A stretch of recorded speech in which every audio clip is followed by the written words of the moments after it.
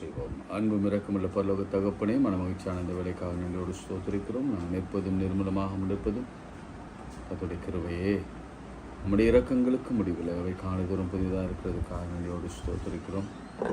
அங்கங்கே நோய்களும் வியாதிகளும் வாதிகளும் பரவி வந்தாலும் எங்களை கடைகளும் வெள்ளனும் ஆபத்து காலத்தில் அனுகூலமான துணையாக இருக்கிறீர். அதற்காக நமக்கு ஸ்தோத்திரம் செலுத்துகிறோம். மலைகள் விலகினாலும் பருவதம் நிலை பெயர்ந்தாலும் நம்முடைய கிருபை எங்களை விட்டு விலகாமல் இருக்கிறதுக்காக ஸ்தோத்திரிக்கிறோம். சிங்கக்குட்டிகள் தாட்சியடைந்து பட்டினியாக கிடந்தாலும் கர்த்தரை தேடுவதற்கோ ஒரு நன்மையும் குறைவில்லாமல் காத்து வருகிற கிருபைக்காக ஸ்தோத்திரிக்கிறோம். ஆண்டவரே, நீர் பிள்ளை செல்வங்களை கொடுத்திருக்கிறீர், வேலையை கொடுத்திருக்கிறீர், ஊழியத்தை கொடுத்திருக்கிறீர், ஊதியத்தை கொடுத்திருக்கிறீர், உணவு கொடுத்திருக்கிறீர், வியாதியிலிருந்து வாதையிலிருந்து விடுதலை கொடுத்திருக்கிறீர், மரண இருளிலிருந்து எங்களை தப்புவித்திருக்கிறீர், கன்னிகளுக்கு எங்களை விலக்கி காத்திருக்கிறீர், விக்கனங்களுக்கு விலக்கி காத்திருக்கிறீர். ஆண்டவரே, சத்துருக்களின் கிரியைகளுக்கு விலக்கி காத்திருக்கிறீர், பொல்லாதவருடைய கைக்கு நீங்களாக்கி ரசித்திருக்கிறீர். நமக்கு நாங்கள் நன்றி செலுத்துகிறோம், ஸ்தோத்திரிக்கிறோம். துஷ்டனுக்கு விலக்கி காத்திருக்கிறீர். இந்த வழியாக பிரவேசிப்பதில் அவன் முற்றிலுமாக சங்கரிக்கப்பட்டான். இந்த வார்த்தையின்படியே எங்களை நடத்தி வருகிற கிருபைக்காக ஸ்தோத்திரிக்கிறோம். ஆண்டவரே, எல்லாரும் சேர்ந்து உங்கள் கணவன், மனைவி, பிள்ளைகள், பேர பிள்ளைகள், அவர்கள் வேலை, கல்வி, படிப்பு, குழந்தைகள் எல்லாத்துக்காகவும் ஆண்டவருக்கு நன்றி செலுத்துங்க. ஆண்டவரே, உமக்கு ஸ்தோத்திரம்னு சொல்லுங்கள். கர்த்தாவே, உமக்கு நன்றின்னு சொல்லுங்கள். பரிசுத்த ஆவியானவரே, உமக்கு ஸ்தோத்திரம்னு சொல்லுங்கள். உள்ளத்தின் ஆழத்திலிருந்து வரட்டும். நான் நிற்பதும் நிர்மூலமாக நிற்பதும் கர்த்தருடைய கிருபையே. அவருடைய இரக்கங்களுக்கு முடிவில்லை, அவை காலைதோறும் புதிதாக இருக்கிறதுக்காக ஸ்தோத்திரம். இயேசுவின் நாமத்தில் ஜெபிக்கிறோம் பிதாவே, ஆமென். கர்த்தரின் கை குறுகவில்லை என்ற பாடலை பாடலாமா? கர்த்தரின் கை குறுகவில்லை, கர்த்தரின் வாக்கு மாறிடாதே, சுத்தர்களாய் மாறிடவே சுதனருள் புரிந்தனரே, சுத்தர்களாய் மாறிடவே சுதனருள் புரிந்தனரே. விசுவாசியே, நீ பதறாதே, விசுவாசியே, நீ கலங்காதே, விசுவாசத்தால் நீதிமான் இன்றும் என்றும் பிழைப்பான், விசுவாசத்தால் நீதிமான் இன்றும் என்றும் பிழைப்பான். பரிசுத்த ஆவியானவரே, பரிசுத்த பாதையில் நடத்திடுவார், பரிசுத்த ஆவியானவரே, பரிசுத்த பாதையில் நடத்திடுவார். கிருபையிலே வளர்ந்திடுவோம், வரங்களை நாடிடுவோம். விசுவாசியே, நீ பதறாதே, விசுவாசியே, நீ கலங்காதே, விசுவாசத்தால் நீதிமான் இன்றும் என்றும் பிழைப்பான். திருச்சபையே, கிரியை செய்வாய், திவ்ய அன்பில் பெருகிடுவாய், தலைமுறையாய் தலைமுறையாய் தழைத்திட அருள் புரிவாய். விசுவாசியே, நீ பதறாதே, விசுவாசியே, நீ கலங்காதே, விசுவாசத்தால் நீதிமான் இன்றும் என்றும் பிழைப்பான். நெஞ்சமினி அஞ்சிடாதே, தஞ்சமேசு உன்னரனே, நெஞ்சமினி அஞ்சிடாதே, தஞ்சமேசு உன்னரனே. தம் ஜனத்தை சீக்கிரமாய் தம்மிடம் சேர்த்து கொள்வார். விசுவாசியே, நீ பதறாதே, விசுவாசியே, நீ கலங்காதே, விசுவாசத்தால் நீதிமான் இன்றும் என்றும் பிழைப்பான். மேகம் போன்ற வாக்குதத்தம் சூழ நின்று காத்திருக்க, மேகம் போன்ற வாக்குதத்தம் சூழ நின்று காத்திருக்க விசுவாசத்தால் உரிமை கொள்வாய், விரைந்து முன்னேகிடுவாய். விசுவாசியே நீ கலங்காதே, விசுவாசியே நீ பதறாதே, விசுவாசத்தால் நீதிமான் இன்றும் என்றும் பிழைப்பான். கைகளை உயர்த்தி ஆண்டவரே, விசுவாசம் எங்களிலே பெருக உதவி செய்யும். இப்பொழுதும் கூட வியாதி நிமித்தம், கேன்சர் நிமித்தம் சிகிச்சை பெற்று வருகிற நம்முடைய பிள்ளைகளுக்கு பரிபூர்ண சுகத்தை கொடுத்து ஆசீர்வதி. உடம்பிலே வலியோடு, வேதனையோடு, பலவிதமான சர்ம குறைபாடுகளோடு, கட்டிகளோடு,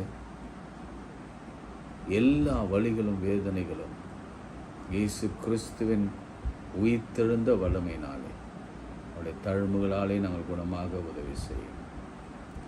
உச்சந்தலையிலே உங்களுடைய கரத்தை வையுங்க, கண்களிலே உங்கள் கரத்தை வையுங்க ஆண்டவரே, வாய்ப்பகுதியிலே உங்கள் கரத்தை வைங்க, நாசியிலே உங்கள் கரத்தை வைங்க, கழுத்து பகுதியிலே இந்த கரத்தை வைங்க. மூளை மண்டலத்திலே கர்த்தருடைய ஆவியானவர் இறங்கி வந்து ஆசீர்வதிக்க உனக்கு நான் ஜெபிக்கிறேன்.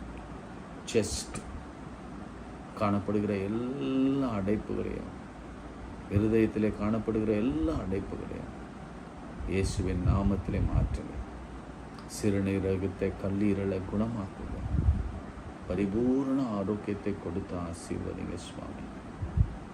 ஆண்டவரே, இப்பொழுதும் கூட கர்த்தருடைய அபிஷேகத்திற்காகவும் அற்புதத்திற்காகவும் காத்திருக்கிற பிள்ளைகள், திருமணத்திற்காக காத்திருக்கிற பிள்ளைகள், குழந்தை பேருக்காக காத்திருக்கிற பிள்ளைகள், விசேஷ வல்லமையோடு கூட இந்த அற்புதத்தை பெற்றுக்கொள்ள கர்த்தர் உதவி செய்வீராக. தேர்ச்சி பெற நம்முடைய பிள்ளைகளுக்காக நான் ஜெபிக்கிறேன். ஆண்டவர், பிள்ளைகள் படித்து முடித்து தேர்வு எழுதி முடித்திருக்கிறாங்க. எல்லா தேர்வுகளிலும் கர்த்தர் தேர்ச்சி பெற, பிள்ளைகள் தேர்ச்சி பெற கர்த்தர் உதவி செய்வீராக. ஆண்டவரே, பண தேவைகளை எல்லாவற்றையும் சந்தியும், கடன்கள் எல்லாவற்றையும் மாற்றும்.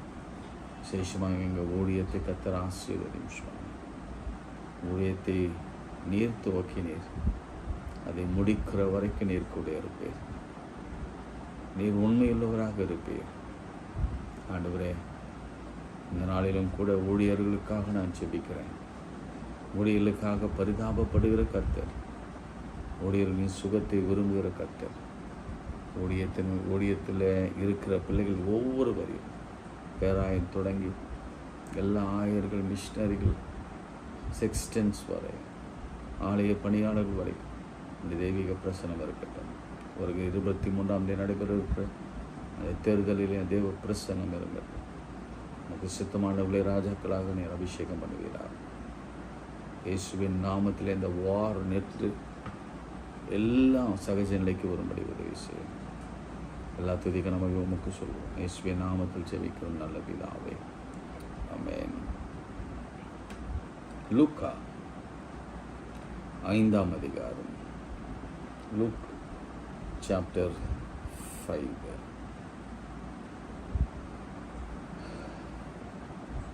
இந்த அதிகாரத்தில் நாம் சில அற்புதங்களை நாம் பார்க்கிறோம்.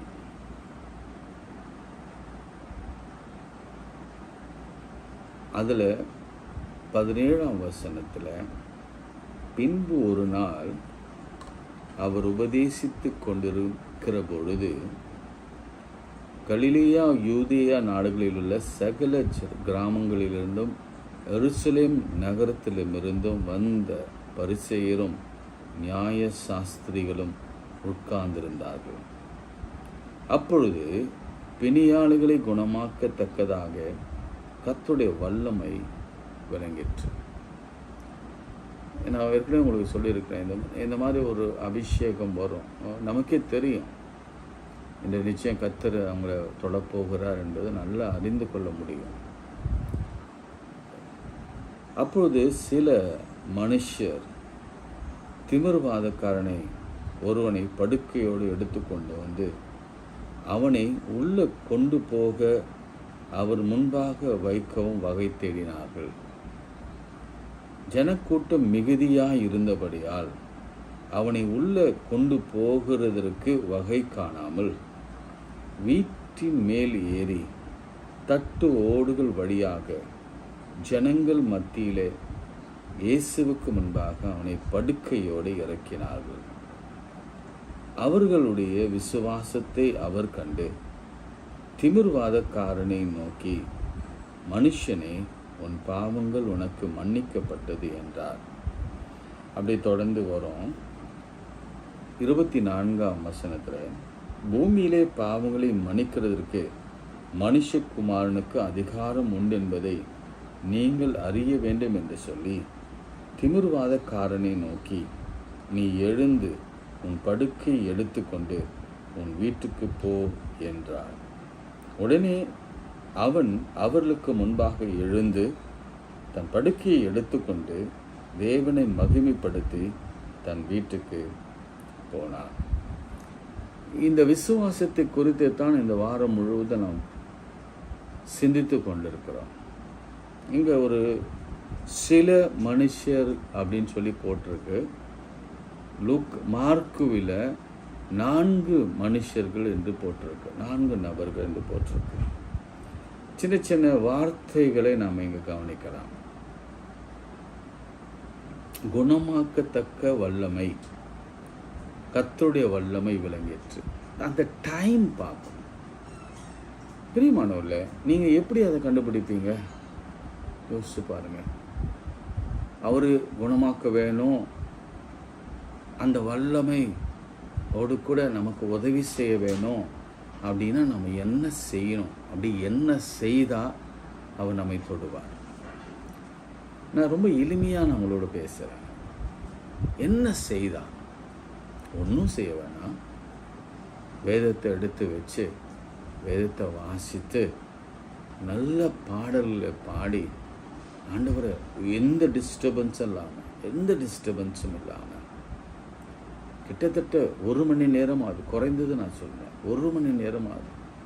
எந்த டிஸ்டர்பன்ஸ் இல்லாமல் நிறைய பாடல்களை பாடி ஸ்தோத்திரங்களை ஏறெடுத்து அதுக்கப்புறம் ஜெபிக்க ஆரம்பித்து அதுக்கப்புறம் ஆண்டவருடைய வாக்குத்தத்தங்களெல்லாம் சொல்லி அது எனக்கு அப்படியே ஆகட்டும் என்று சொல்லி நாம் நம்பி 1 மணி நேரம் நம்ம விழித்திருந்து ஜெபம் பண்ணா, ஆண்டுடைய பாதத்தில் ஒரே 1 மணி நேரம் உட்கார்ந்திருந்தா வல்லமை, கர்த்தருடைய வல்லமை, குணமாக்கத்தக்கதாக கர்த்தருடைய வல்லமை வரும். அதை பார்த்துட்டே இருப்பார்னு வச்சுக்கோங்களேன். ஒரு 1 ஹவராக நம்ம வர்ஷிப் பண்ணுறதையும் பைபிள் வாசிக்கிறதையும் வாக்குத்தத்தங்களை ஆம் என்றும் ஆமேன் என்றும் விசுவாசிக்கிறதையும் அவரை தேடுகிறதுல, உண்மையாய் தேடுகிறதுலையும் நம்பிக்கையோடு தேடுகிறதையும் அவர் பார்த்தாருன்னா இம்மீடியட்டாக அந்த வல்லமை அவரிடத்துலேருந்து புறப்பட்டுவார். இது உங்களுக்கு கர்த்தர் கொடுக்கிற ஒரு ஆலோசனை. நம்ம எப்பவுமே இந்த 2 minutes 3 minutes 5 minutes ஜெபம் பண்ணுறவங்க தான். நம்ம ஏதோ இந்த காலை ஜெபத்தில் ஒரு அரை மணி நேரம் நம்ம ஆண்டவரோடு கூட உட்கார்ந்துருக்கிறோம். ஆனால் அது போதாது. நான் சொல்லுவேன், குறைந்தது 1 மணி நேரமாவது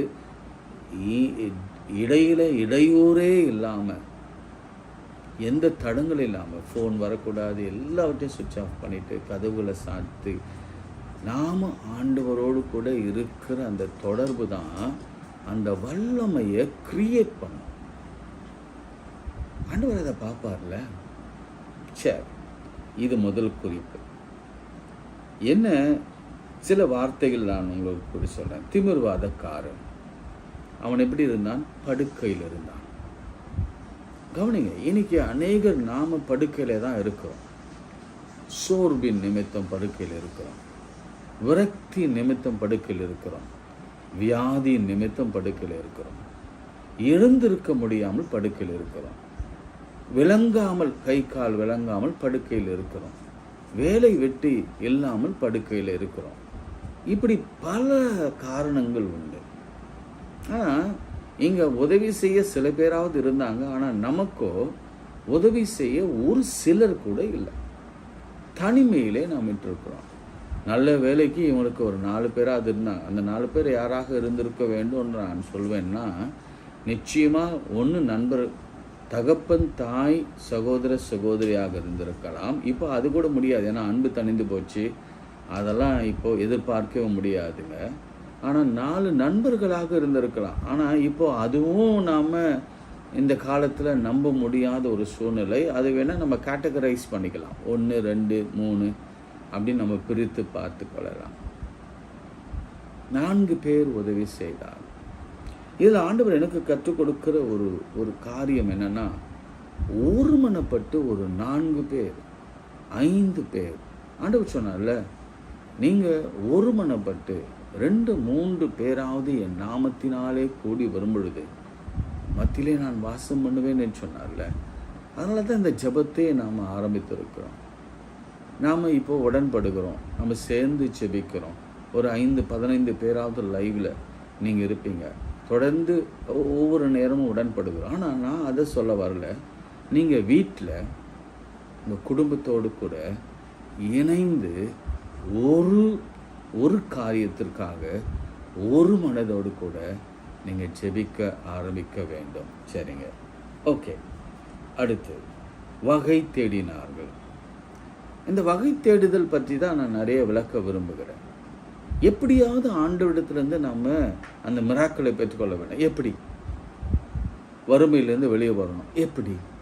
குழந்தை பெற்றுக்கொள்ள வேண்டும். எப்படி? திருமணம் ஆகணும். எப்படி? வேலை கிடைக்கணும். எப்படி நம்ம கிட்ட போய் ஆண்டவர் அருகிலே போய் அவர் ஆடையை பிடித்து எழுத்து சுகம் பெற்றுக்கொண்டாங்களே, அது வகை தேடினால். அப்படி நம்ம ஏன் வகை தேடுவதில்லை?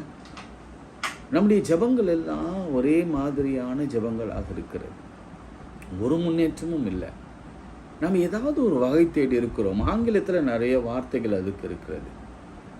நம்முடைய வாழ்க்கையில் கூட நாம் உபவாசத்தினாலும் ஜபத்தினாலும் வேத வாசிப்பினாலும் நம்முடைய நடத்தினாலும் நம்முடைய வாழ்க்கையினாலும் ஆண்டவரை அருகிலே போய் பார்க்கிற ஒரு கிருபை நமக்கு மிக மிக மிக மிக அவசியமாக இருக்கிறது.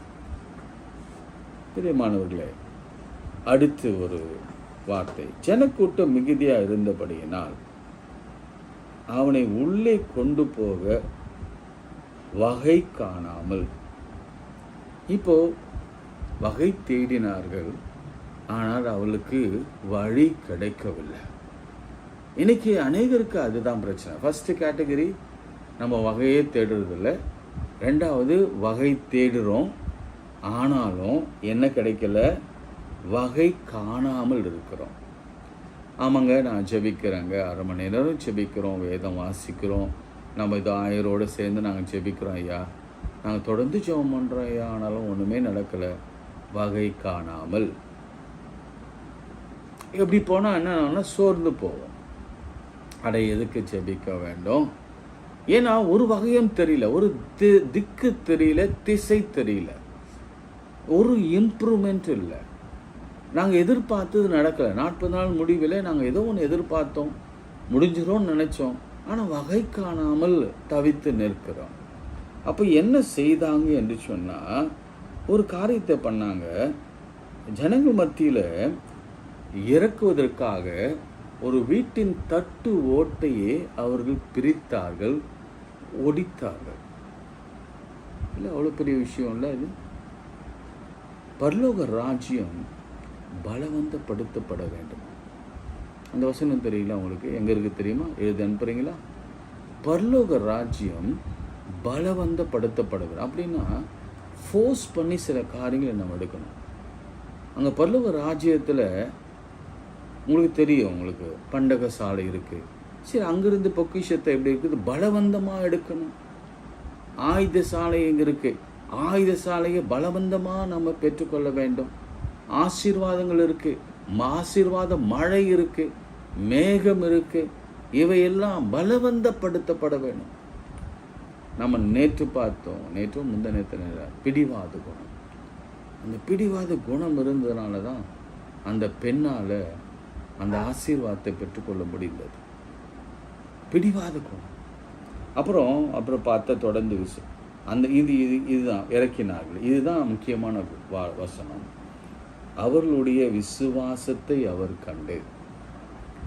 கவனிங்க, திமிர்வாதக்காரனுடைய விசுவாசத்தை அல்ல. நம்முடைய ஜெப குறிப்பு, நாம் யாருக்காக ஜெபிக்கிறோம்? பிள்ளைக்காக ஜெபிக்கிறோமா? திருமணத்துக்காக ஜெபிக்கிறோமா? அவருடைய குழந்தைக்காக ஜெபிக்கிறோமா? அந்த விசுவாசத்தை கண்டு அப்படின்னு இல்லை, அவங்க இருக்கிற வண்ணமாகவே இருக்கட்டும். ஆனால் நம்முடைய விசுவாசம் அந்த பிள்ளைகளுக்கு ஆசீர்வாதம் வர வேணும். நம்ம விசுவாசத்தை பார்த்து அந்த பிள்ளைகளை கர்த்தர் தொட வேண்டும். அந்த அந்த அந்த அந்த ஜெப குறிப்பை ஆண்டவரிடம் அவர் விசுவாசத்தை கண்டு அவனை பார்த்து சொல்கிறாரு, உன் பாவங்கள் மன்னிக்கப்பட்டது. பிறகு சொல்கிறாரு, நீ எழுந்து உன் படுக்கை எடுத்துக்கொண்டு நட என்றான். இன்னைக்கு அப்படிப்பட்ட ஒரு விசுவாசம் நமக்கு மிகவும் அவசியம். பிரியமானவர்களே, என்னுடைய ஊழியத்தில் விசுவாசத்தோடு ஜெபிக்கிறவங்களுக்கு தான் அநேக அற்புதம் நடந்திருக்கு. ஏனோ தானோ அப்படின்னு நினச்சி வந்தவங்களுக்கெல்லாம் இல்லை. ஃபார் எக்ஸாம்பிள், எம்ஏ நகரில் ஃபஸ்ட்டு மந்த்து, அதாவது நான் ஃபஸ்ட்டு போகிறேன், அது ஒரு தேர்ட் மந்த்து போகும் பொழுது ஒரு பிரசங்கம் பண்ணேன். அது என்ன பிரசங்கம்னா, நம்பர்ஸ் இன் த பைபிள் அப்படின்னு பண்ணேன். அப்போ இந்த தேர்ட் டே பற்றி எல்லாருக்கும் நிறைய சொல்லி கொடுத்து கொண்டே வந்தேன். ஆவியானவர் பைபிளில் தேர்ட் டேயில் என்னென்ன செய்தார், ஜெனிசிஸில் 3ஆவது நாள் என்ன பண்ணார், அதே மாதிரி கானாவூர் திருமணத்தில் 3ஆவது நாள் என்ன பண்ணார், உயிர்த்தெழுந்த தேர்ட் டே அவர் என்ன பண்ணார், இப்படிலாம் தேர்டு 3-3-3ன்னு சொல்லிட்டு ஆவியானவர் ஜெபிக்கும்படி அந்த கடைசி தருணத்தில் நான் ஜெபித்தேன். இப்படி தான் இன்னும் சரியாக 3 நாள் சொன்ன வார்த்தை நல்ல கவனிங்க. சரியாக 3 நாள் நீங்கள் பிள்ளைகளுக்காக ஜெபிக்கிறீங்க, திருமணத்துக்காக ஜெபிக்கிறீங்க, அந்த திருமணம் ஒழுங்கு செய்யப்படும் என்று நான் ஜெபித்தேன். அவங்க அதை ரொம்ப விசுவாசத்தோடு அவங்களும் இப்படி ஜெபம் பண்ணாங்க, ஆண்டவரே 3 நாளில் என்னுடைய பிள்ளைக்கு திருமணம், எத்தனையோ வருடங்கள் தேடிய இந்த 3 நாளில் எங்களுக்கு ஒரு அதிசயம் நடக்கணும் சுவாமி. ஆச்சரியம் என்னென்னா, அந்த வெரி தேர்ட் டே அந்த பெண் பார்க்குற படலம், பெண் பார்க்குற படலமும் மாப்பிள்ளை பார்க்குற படலம் முடிந்து அந்த மேரேஜ் ஃபிக்ஸ் ஆச்சு. எப்படி காணாவூர் திருமணத்தில் கர்த்தர் அந்த குறைவை நிறைவாக மாற்றினார். அதான் சொல்வேன், நாம் ஜெபிக்கும் பொழுது, காலையில் கூட ஜெபிக்கும் பொழுது, என்னோட கூட இணைந்து நீங்கள் ஜெபிக்கும் பொழுது உங்களுக்குள்ள அந்த விசுவாசம் பற்றி எரிய வேண்டும். அது அவங்களுக்கு செய்தார்ல, எனக்கும் அவர் செய்வார். அப்புறம் இன்னொருத்தருக்காக நான் ஜெபம் பண்ணேன். ரொம்ப நாளாக அவங்களுக்கு திருமணம் ஆகாமலே இருந்தது. அப்போ அவங்க வீட்டுக்கு போய் சொன்னேன், ஆண்டவர் உங்களுக்கு ஏன் தாமதமாகுதுன்னா, உங்களுக்கு மருமகனை அல்ல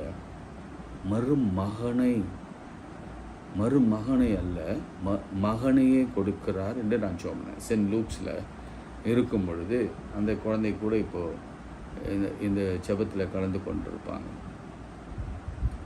அப்போது அவங்க அந்த பெண் பார்க்குற விஷயம் நடந்த பொழுது எக்ஸாக்ட் த சேம் வேர்டு எதை நான் ஜெபத்தில் பயன்படுத்தினேனோ, மகன், எனக்கு மகனையே கர்த்தர் கொடுத்தார்.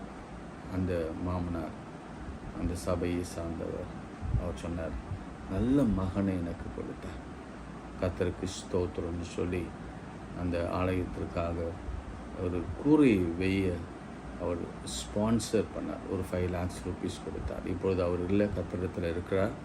ஆனால் கர்த்தர் அழகாக அந்த பிள்ளைகளுக்கு திருமணம் நடத்தி குழந்தை பேர் கொடுத்து ஆசீர்வாதமாய் அவர் வைத்திருக்கிறார்.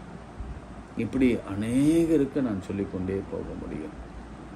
ஜெபித்து நான் சொல்லுவேன், அவங்க எங்களோடு கூட ஜெபிப்பாங்க, நிச்சயமாகவே திருமணம் நடக்கும்.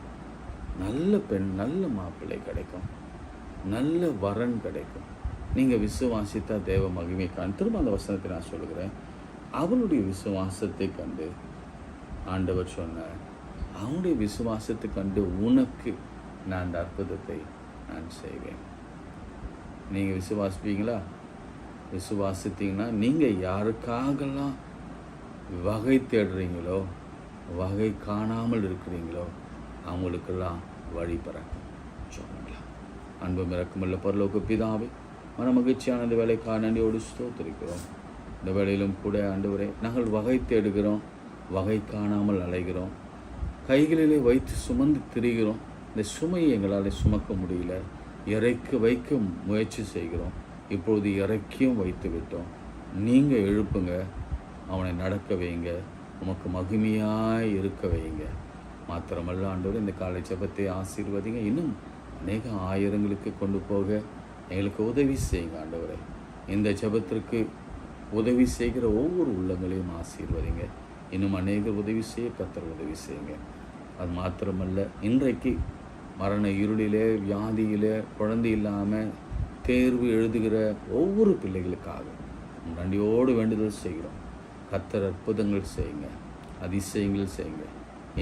எண்ணி முடியாத அற்புதங்களையும் அதிசயங்களை செய்கிற கர்த்தர் எங்கள் பிள்ளைகளுக்கு மத்தியிலே அதிசயங்க. எங்கள் போக்கிலும் வரத்திலும் உடைய கிருபையின் கரம் இருக்கட்டும். எங்களுக்கு விரோதமாய் உருவாக்கப்படுகிற எந்த ஆயுதம் வாய்க்காது போய் எங்களுக்கு சாதகமான முடிவுகளும் பதில்களும் வரட்டும்.